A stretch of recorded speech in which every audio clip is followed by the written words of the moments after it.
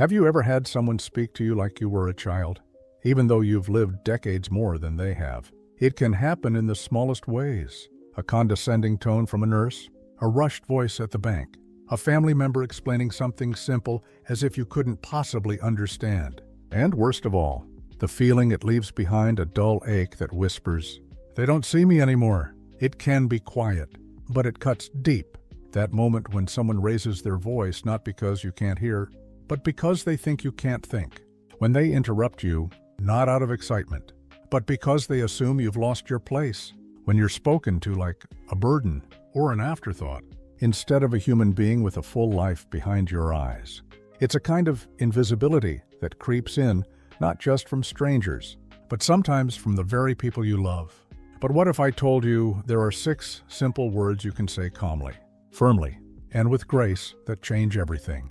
We'll get there. First, let's sit with what brought you here. Because this is not just about a sentence. This is about being seen again, about reclaiming the quiet dignity that so many forget belongs to you, no matter your age. There's a man I once knew named Thomas. He was 74, an Army veteran, and he walked with a cane due to a surgery a few years back. He was sharp, witty, and deeply kind. But he'd tell me, more than once, how people had begun talking to him as if he were half there. One afternoon in the pharmacy, a young cashier called him sweetie and asked, "Do you need help remembering what this is for?" He didn't say anything that day, just smiled politely. But when he got home, he stared at his reflection for a long time. "Am I just someone to pat on the head now?" he asked himself. "Is this who I've become in their eyes?" It wasn't the words. It was the tone, the assumption, the unspoken belief that because he moved slower, he must also think slower. That because time had touched his body, it must have taken his mind with it. And yet Thomas still read the paper every morning, still beat his grandson at chess, still remembered the name of every soldier in his unit. He wasn't broken. He wasn't fading. He was simply older. And that deserved reverence, not pity. But we're not taught how to respond to this kind of disrespect without making a scene, especially if we've spent most of our lives avoiding conflict, trying to keep the peace. So instead, we shrink a little. We go quiet. We chuckle along when someone makes a joke at our expense. We excuse their behavior, even as it chips away at something inside. But I want to offer you something today, not just a phrase, a shift. The moment someone speaks to you in a way that makes you feel small, whether it's a stranger, a clerk, a doctor, or even your own child, you don't have to respond with anger. You don't have to lecture them. You don't have to get loud. You can simply look them in the eye and say, calmly and clearly, "Please don't speak to me that way." 6 words, that's it. And yet, they carry a weight that forces the moment to pause. It's not an accusation. It's not a confrontation. It's a mirror, a gentle, firm reminder that you are still here, still whole, still deserving of respect. Let me tell you about a woman named Eleanor. She was 68 when she finally used those words. At the grocery store, the cashier, barely 19, started speaking to her in that sing-song tone you use with toddlers. Eleanor paused. Her old instinct was to smile, nod, get through it.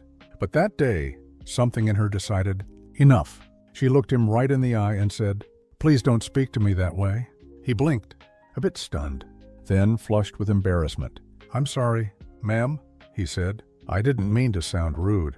She nodded once, took her receipt, and walked out head high. She didn't yell. She didn't scold. She simply stood in her truth. And from that day on, Eleanor told me, she stopped letting moments like that slide by. Not because she wanted to pick fights, but because she realized something important. People don't respect what you don't protect. And your dignity, it deserves protecting. You've lived through loss, love, heartache, laughter, change, growth, and everything in between. You have nothing to prove, but you also have nothing to accept that makes you feel less than who you are. These 6 words, "Please don't speak to me that way," are not about correcting others. They're about honoring yourself.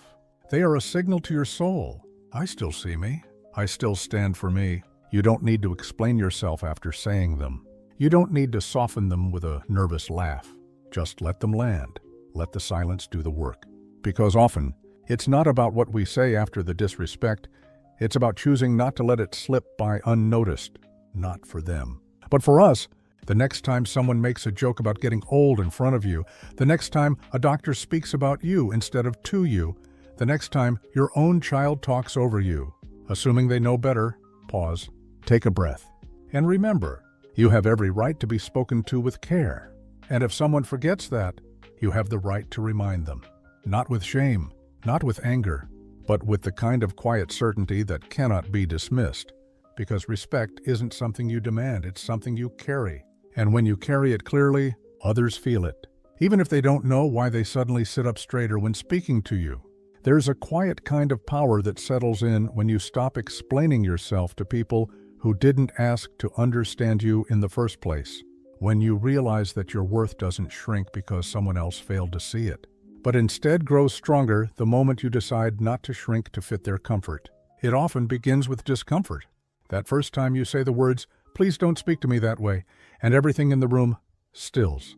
Maybe the person looks startled. Maybe they scoff. Maybe they say nothing at all. But something shifts, not just around you, but inside you, because you stood up not to win, not to punish, but to simply say, "I am still here." That alone is a form of healing. But I understand why it's hard. Many of us, especially as we get older, carry years, decades of people-pleasing, not because we were weak, but because we were strong in the way we were taught to be. Agreeable, kind, selfless.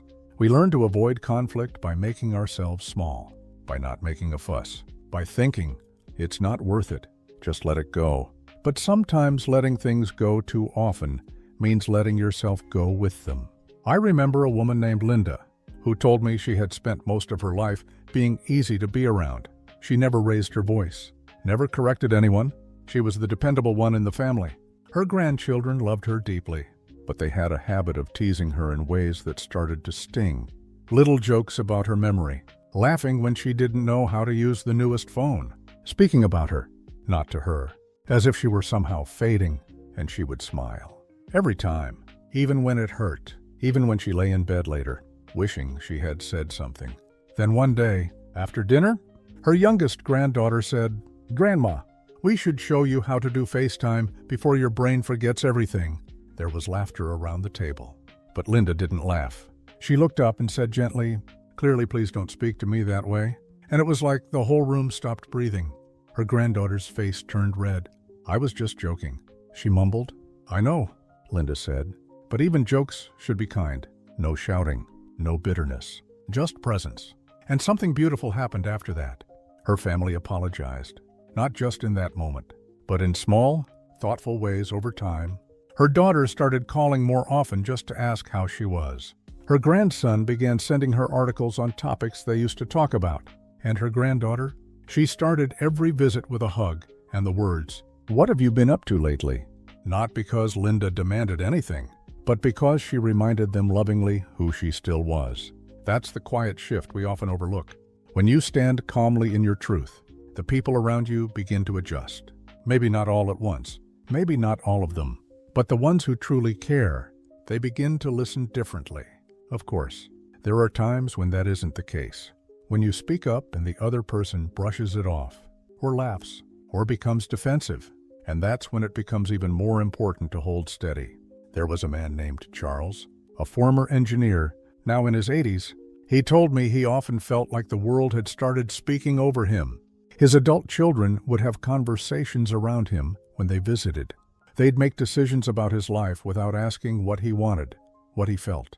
He once described it as being treated like a potted plant. One day, after being told where he'd be spending the holidays, Charles simply said, "I appreciate your help, but I'd like to be part of the decision next time." It wasn't loud, it wasn't confrontational, but it reminded everyone at the table he still has a voice. Later that evening, his daughter came to him and said, "I'm sorry, Dad. I didn't realize I was doing that. I just thought it was easier." Charles nodded. "I understand, but it's not easier for me." That's what it comes down to. Not pushing back in anger, but standing still in your dignity, saying, "I am not your past impression of me. I am still growing, still aware, still worthy of being spoken to, not about." Sometimes the people who talk down to us don't even realize they're doing it. They're caught up in their own stress, or they think they're helping, or they've unknowingly picked up the same habits they saw modeled elsewhere. but your response teaches them how to treat you. Not through lectures, not through scolding, but through stillness, clarity, strength. And it always begins with you, with giving yourself permission to stop laughing off what hurts, to stop nodding when your spirit says no, to stop letting people decide who you are based on the year you were born or the pace you now walk. The truth is, aging is not a loss of relevance, it's a deepening of it. You have lived through so much. You've learned how to survive grief, how to rebuild after loss, how to love even when your heart was tired. That kind of wisdom should be revered, not dismissed. But others will only honor it when you do. So the next time someone talks down to you, intentionally or not, pause. Look them in the eye and speak those 6 words, not with fire, but with firmness. Please don't speak to me that way. It's a boundary, a blessing, a quiet declaration. I am still here, and that, my friend, is more than enough. It's one thing to speak a boundary. It's another thing to live inside it. Because after you've said the words, after you've looked someone in the eye and calmly told them, please don't speak to me that way, there's a quiet moment that follows. A space where you begin to realize that dignity doesn't come from what others say to you. It comes from how you respond to yourself when no one's watching. And it's in that space that everything begins to shift. I once spoke with a woman named Theresa. She was 71, recently moved to a new neighborhood to be closer to her daughter. At first, she was thrilled. She imagined afternoon tea with her grandchildren, weekends filled with laughter, a chance to feel needed and included again. But slowly, the dynamic shifted. Her daughter began making all the decisions, from where she'd go for checkups, to what groceries she should buy, even which church she should attend. And if Theresa questioned anything, she was met with, "Mom, just trust me, you don't need to worry about that anymore."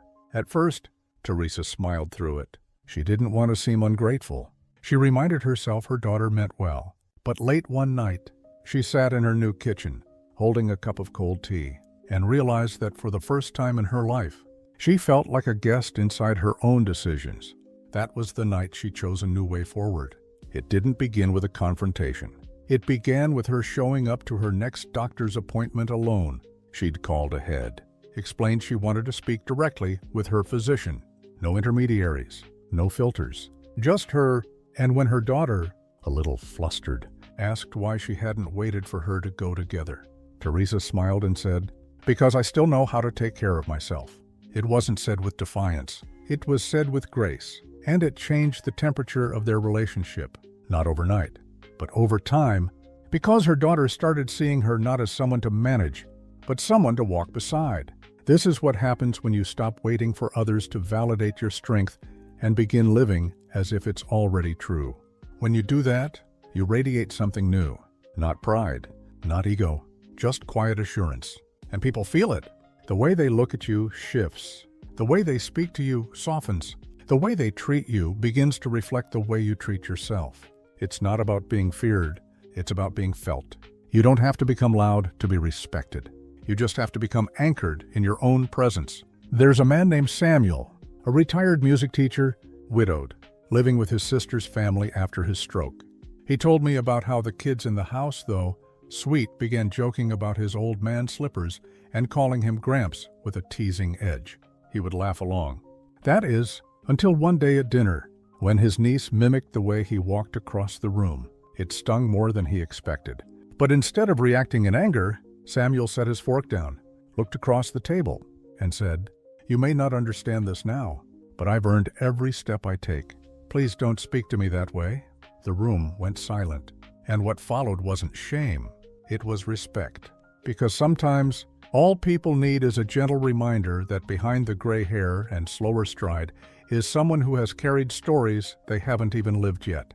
When you speak with that kind of clarity, not just once, but as a way of being, it rewrites your relationships. Not because you force others to change, but because you no longer participate in being made small, and you begin to attract something new.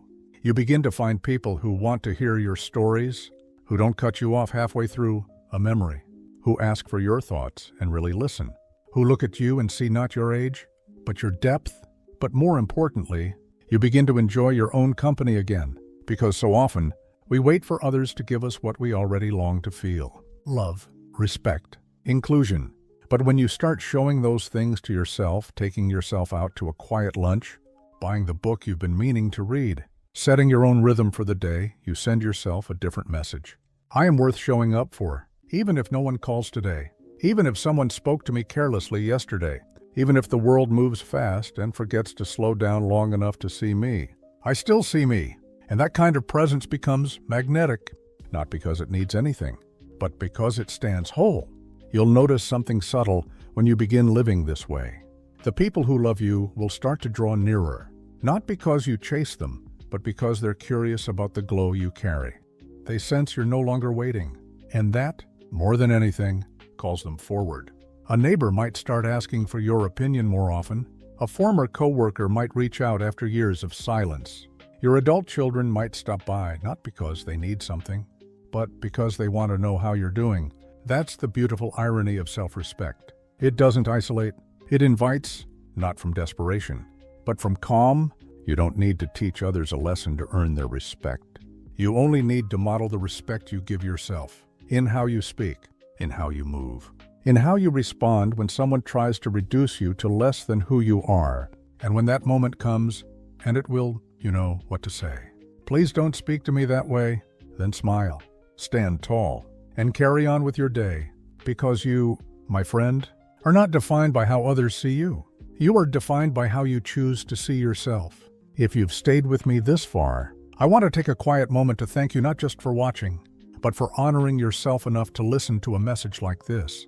That's not a small thing. Sometimes the hardest thing we can do is simply sit still and hear our own heart say, yes, that's me. I felt that too.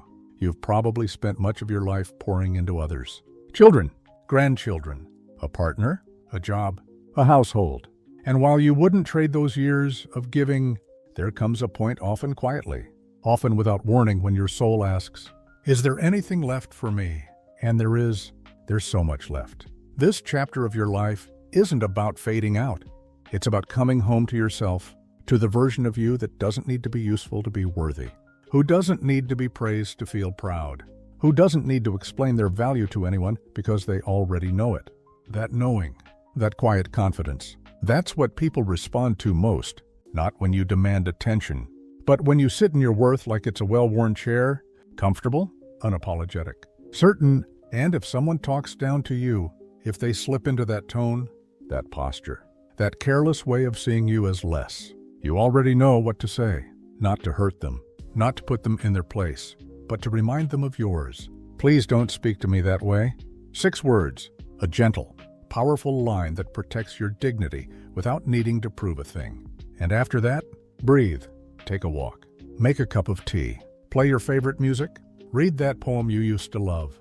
Call someone who lights up when they hear your voice. Because you've already done the hardest part. You stopped pretending it doesn't hurt to be spoken to, like you don't matter. You stood in that space and said, I do. I'd love to know, has this happened to you? Have there been moments when you felt belittled, overlooked, or spoken down to? And more importantly, how did you respond? Or how do you wish you could respond next time? If you feel comfortable, share your story in the comments. You never know who might read your words and feel less alone because of them. And if this message found you at the right time, if something in your heart softened or stood a little taller, I'd be honored if you clicked subscribe. Not because it helps me, but because it keeps this connection alive. It tells the algorithm this message matters, and maybe, just maybe, it will help it reach someone else who needs it. Because the truth is, we're building something together here. A space where being older doesn't mean being forgotten, where growing wiser doesn't mean becoming quiet, where kindness doesn't mean letting others cross your boundaries. We're rewriting the story, page by page, a story where you are strong, not because you shout, but because you no longer whisper your worth, where you are respected, not because you earned it through overgiving, but because you finally stood in it, just as you are, and where you are loved, yes.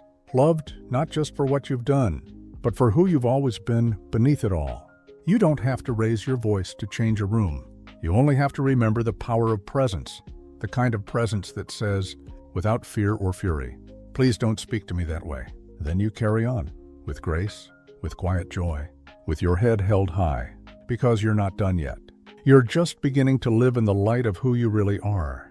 And from here on out, may every word you speak, especially the ones you say to yourself, be filled with the same respect you deserve from others.